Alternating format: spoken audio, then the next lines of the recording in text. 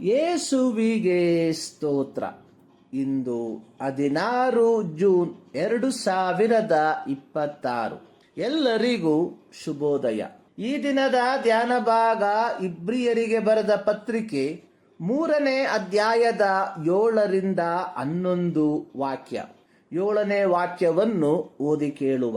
ಆದದರಿಂದ ಪವಿತ್ರಾತ್ಮನು ಹೇಳುವ ಪ್ರಕಾರ ನೀವು ಈ ಹೊತ್ತು ದೇವರ ಶಬ್ದಕ್ಕೆ ಕಿವಿಗೊಟ್ಟರೆ, ನಿಮ್ಮ ಹಿರಿಯರು ದೇವರ ಕೋಪವನ್ನೆಬ್ಬಿಸಿದ ಸ್ಥಳದಲ್ಲಿ ಅರಣ್ಯದೊಳಗೆ ದೇವರನ್ನು ಪರೀಕ್ಷಿಸಿದ ದಿನದಲ್ಲಿ ಮಾಡಿದಂತೆ ನಿಮ್ಮ ಹೃದಯಗಳನ್ನು ಕಠಿಣ ಮಾಡಿಕೊಳ್ಳಬೇಡಿರಿ.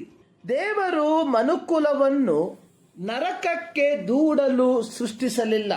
ದೇವರು ಮನುಷ್ಯನನ್ನು ತನ್ನ ಸ್ವರೂಪದಲ್ಲಿ ತನ್ನ ಹೋಲಿಕೆಗೆ ಸರಿಯಾಗಿ ಉಂಟು ಮಾಡಿ ಆ ಮನುಷ್ಯನನ್ನು ಏದೆನ್ ತೋಟದಲ್ಲಿರಿಸಿ ಅವನೊಂದಿಗೆ ದಿನಂಪ್ರತಿ ಸಹವಾಸವನ್ನು ಮಾಡುವವನಾಗಿದ್ದನು.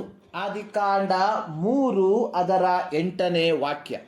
ಯೆಹೆಜ್ಕೇಲನ ಪ್ರವಾದನ ಗ್ರಂಥ 33ನೇ ಅಧ್ಯಾಯದ 11ನೇ ವಾಕ್ಯದಲ್ಲಿ ಬರೆದಿರುವಂಥದ್ದು, ನನ್ನ ಜೀವದಾಣೆ, ದುಷ್ಟನ ಸಾವಿನಲ್ಲಿ ನನಗೆ ಲೇಷವಾದರೂ ಸಂತೋಷವಿಲ್ಲ.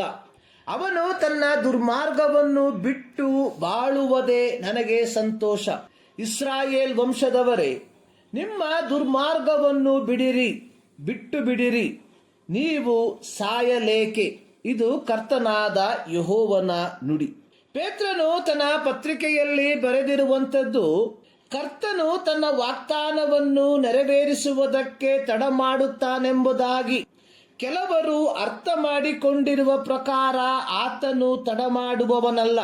ಯಾವನಾದರೂ ನಾಶವಾಗುವುದರಲ್ಲಿ ಆತನು ಇಷ್ಟಪಡದೆ ಎಲ್ಲರೂ ತನ್ನ ಕಡೆಗೆ ತಿರುಗಿಕೊಳ್ಳಬೇಕೆಂದು ಅಪೇಕ್ಷಿಸುವವನಾಗಿದ್ದು ನಿಮ್ಮ ವಿಷಯದಲ್ಲಿ ದೀರ್ಘಶಾಂತಿಯುಳ್ಳವನಾಗಿದ್ದಾನೆ.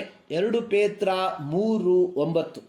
ಯೋಹಾನನು ತನ್ನ ಸುವಾರ್ಥ ಬರವಣಿಗೆಯಲ್ಲಿ ಬರೆದಿರುವಂಥದ್ದು, ದೇವರು ತನ್ನ ಮಗನ ಮುಖಾಂತರ ಲೋಕಕ್ಕೆ ರಕ್ಷಣೆಯಾಗಬೇಕೆಂದು ಕಳುಹಿಸಿಕೊಟ್ಟನೇ ಹೊರತು ತೀರ್ಪು ಮಾಡುವುದಕ್ಕಾಗಿ ಕಳುಹಿಸಿಕೊಡಲಿಲ್ಲ. ಆತನನ್ನು ನಂಬುವವನಿಗೆ ತೀರ್ಪು ಆಗುವುದಿಲ್ಲ. ಯೋಹಾನ 3:17. ಇಬ್ರಿಯ ಗ್ರಂಥಕರ್ತವು ಯಹೂದ ಕ್ರೈಸ್ತರಿಗೆ ತಮ್ಮ ಪೂರ್ವ ಪಿತೃಗಳಿಗೆ ಸಂಭವಿಸಿದ ಮೊಂಡುತನವನ್ನು ಉದಾಹರಣೆಯಾಗಿ ಹೇಳಿ ಅವರಿಗೆ ಎಚ್ಚರಿಕೆ ಪಡಿಸಿರುವಂಥದ್ದು, ನೀವು ನಿಮ್ಮ ಹೃದಯಗಳನ್ನು ಕಠಿಣಪಡಿಸಿಕೊಳ್ಳಬೇಡಿರಿ. ಹೋರೇಬೆಂಬ ದೇವರ ಬೆಟ್ಟದಲ್ಲಿ ಉರಿಯುತ್ತಿರುವ ಮುಳ್ಳಿನ ಪೊದೆಯೊಳಗಿಂದ ಪ್ರತ್ಯಕ್ಷನಾದ ಯೆಹೋವನು ಮೋಶೆಗೆ ಹೇಳಿದ್ದು, ನನ್ನ ಜನರ ದುರವಸ್ಥೆಯನ್ನು ನೋಡಿದ್ದೇನೆ. ಅವರ ಮೊರೆಯು ನನಗೆ ಕೇಳಿಸಿತ್ತು. ಅವರ ದುಃಖವನ್ನು ನಾನು ಬಲ್ಲೆನು. ನಾನು ಅವರನ್ನು ಐಗುಪ್ತದ ದಾಸತ್ವದಿಂದ ಬಿಡಿಸಿ ಹಾಲು ಜೇನು ಹರಿಯುವ ದೇಶಕ್ಕೆ, ಅಂದರೆ ಕಾನಾನ್ಯರು, ಹಿತ್ತಿಯರು, ಅಮೋರಿಯರು, ಪೆರಿಜಿಯರು, ಹಿವ್ವಿಯರು, ಯೆಬೂಸಿಯರು ವಾಸವಾಗಿರುವ ದೇಶಕ್ಕೆ ಕರೆದುಕೊಂಡು ಹೋಗುವುದಕ್ಕೆ ಬಂದಿದ್ದೇನೆ. ವಿಮೋಚನಕಾಂಡ 3:1-8. ಯೆಹೋವನು ಮೋಶೆಯನ್ನು ಇಸ್ರಾಯೇಲ್ಯರ ನಾಯಕನನ್ನಾಗಿ ನೇಮಿಸಿ ಐಗುಪ್ತರ ಮೇಲೆ 10 ವಿಧವಾದ ಬಾಧೆಗಳನ್ನು ಬರಮಾಡಿ ಐಗುಪ್ತದ ದಾಸತ್ವದಿಂದ ಅವರನ್ನು ಹೊರತಂದನು.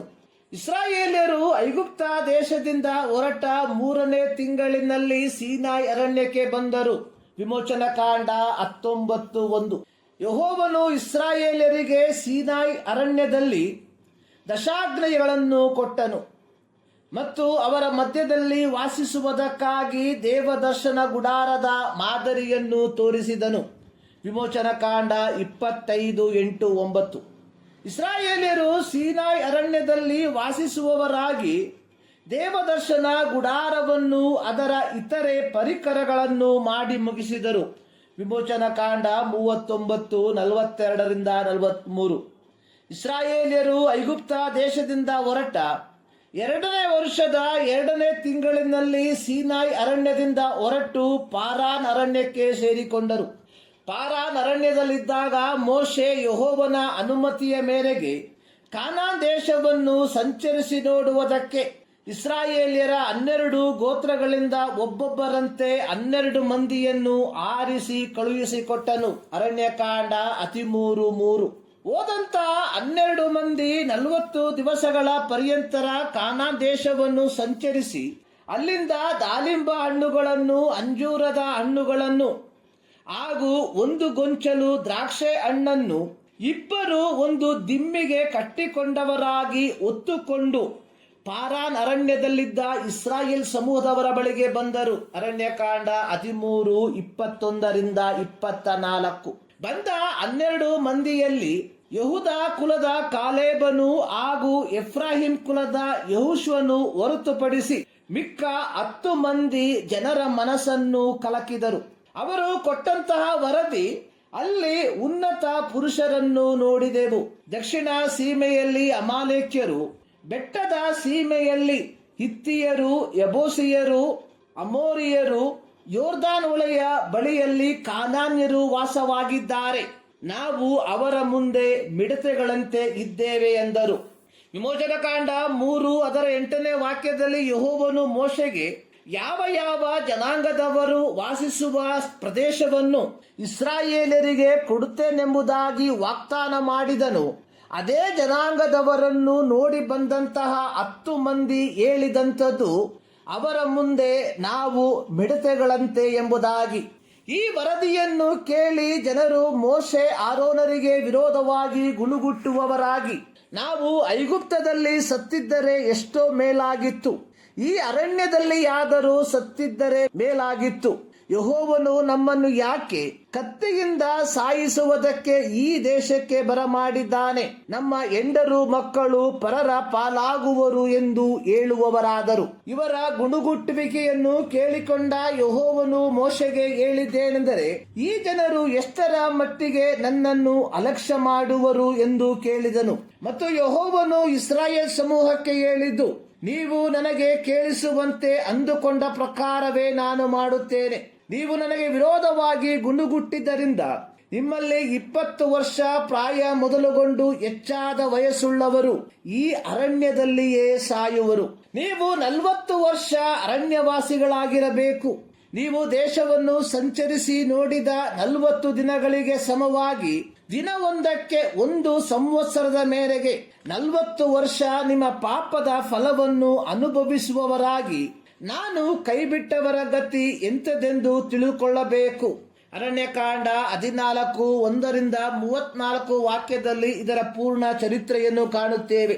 ಇಬ್ರಿಯ ಗ್ರಂಥಕರ್ತವು ಈ ಚರಿತ್ರೆಯನ್ನು ದಾವೀದನು ಬರೆದ ಕೀರ್ತನೆ 95ನೇ ಅಧ್ಯಾಯದ ಅದರ 7ನೇ ವಾಕ್ಯದಿಂದ 11ನೇ ವಾಕ್ಯದ ತನಕ ಬರೆದಿರುವ ಮಾತುಗಳನ್ನು ಕಡವಾಗಿ ತೆಗೆದುಕೊಂಡವನಾಗಿ ತನ್ನ ಪತ್ರಿಕೆಯಲ್ಲಿ ಬರೆಯುವುದರ ಮೂಲಕ ಯಹೂದ ಕ್ರೈಸ್ತರಿಗೆ ಎಚ್ಚರಿಸುವಂಥದ್ದು, ನಿಮ್ಮ ಪೂರ್ವ ಪಿತೃಗಳು ತಮ್ಮ ಹೃದಯವನ್ನು ಕಠಿಣಪಡಿಸಿಕೊಂಡಂತೆ ನೀವುಗಳು ನಿಮ್ಮ ಹೃದಯಗಳನ್ನು ಕಠಿಣಪಡಿಸಿಕೊಳ್ಳಬೇಡಿರಿ.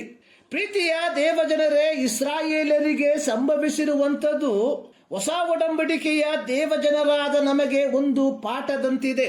ರೋಮಾಪತ್ರಿಕೆ 15ನೇ ಅಧ್ಯಾಯದ 4ನೇ ವಾಕ್ಯದಲ್ಲಿ ಪೌಲನು ಬರೆದಿರುವಂಥದ್ದು, ಪೂರ್ವದಲ್ಲಿ ಬರೆದದಲ್ಲ, ನಮ್ಮನ್ನು ಉಪದೇಶಿಸುವುದಕ್ಕಾಗಿ ಬರೆಯಲ್ಪಟ್ಟಿತು. ನಾವು ಓದಿ ಸ್ಥಿರಚಿತ್ತವನ್ನು ಆಧರಣೆಯನ್ನು ಹೊಂದಿ ರಕ್ಷಣೆಯ ನಿರೀಕ್ಷೆಯುಳ್ಳವರಾಗಿರುವಂತೆ ಆ ಗ್ರಂಥಗಳು ಬರೆಯಲ್ಪಟ್ಟವು. ಈ ಮುಂಜಾನೆಯಲ್ಲಿ ಸರ್ವಶಕ್ತನಾದ ದೇವರು ಈ ಅಧ್ಯಯನದ ಮೂಲಕ ನಿಮ್ಮನ್ನು ಆಶೀರ್ವದಿಸಲಿ.